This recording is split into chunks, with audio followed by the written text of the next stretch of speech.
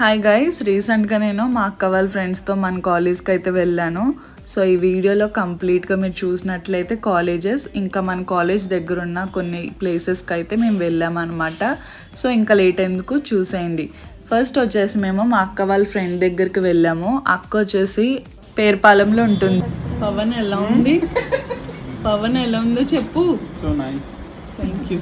పవన్ వచ్చేసి మా అక్క వాళ్ళ ఫ్రెండ్ అనమాట. ఎలా ఉంది వాడ అంటే సో నైస్ అని చెప్తున్నాడు. మౌనిక అక్క నువ్వు ఇచ్చిన వాడ ఇంకా సేమియా పాయసం రెండు కూడా చాలా బాగున్నాయి అనమాట.